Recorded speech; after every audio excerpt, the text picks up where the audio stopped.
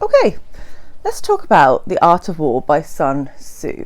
So, Sun Tzu was like a pretty important ancient Chinese military leader, and this book was written in about the 5th or 6th century BCE ish, and there is also some contention on whether he wrote it at all, and in fact whether he was a real person. So maybe he wrote it, maybe he wrote parts of it, who knows, but Allah Homer, his name is on the book, so he is the author for today. So I recently listened to the audiobook of this. I listened to the version that was translated by Lionel Giles and narrated by that bloke off of Game of Thrones, Baelish. Great narrator. But this book, if you don't know, is an idiot's guide to military strategy.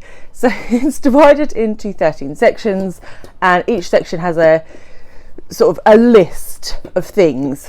So it might be a list of different ways to handle spies, or a list of how to deal with your opponent's strengths or weaknesses. I'll be honest, it's all sort of blurred into one. I literally finished this like 2 days ago, and I couldn't tell you much about it because it was really dull. Yeah, if you're having trouble sleeping, then I highly recommend just putting the audiobook of this on. You'll be out in a second. So yeah, as you can tell, I didn't really enjoy it, but caveat, I don't think this book was really designed to be consumed as an enjoyable read. It was very much in its inception created as a guide to military strategy, and I think a lot of the points made in it were quite revolutionary for its time, and Sun Tzu was sort of lauded as like the man. He was like the military man that you wanted to know. So this is still very much used, this text, in military strategy, particularly in East Asia to this day.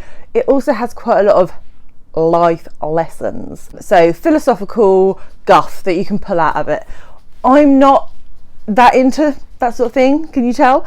And so I just didn't care. I think if it was a text that you were studying and you were pulling out bits and pieces, that would be very different. But obviously I was just reading it for enjoyment, and because it's on so many you must read this book lists, and yeah, it was really boring. Also, little fun fact, this book wasn't translated into Western languages till very, very recently in comparison to when it was written 2,500 years ago. So it was translated into French in 1772, and then it was translated into English only in 1902. So we have only had the joy of this momentous piece of literature for like 120 years, which, you know, is in its infancy compared to when it was written. So in conclusion, this book was not for me. If you take joy in extracting philosophical meaning, or if you just really like reading things like shopping lists and to-do lists for fun, then this is your jam. If you like story of any kind, this is not the book for you. I rate The Art of War by Sun Tzu 2 stars.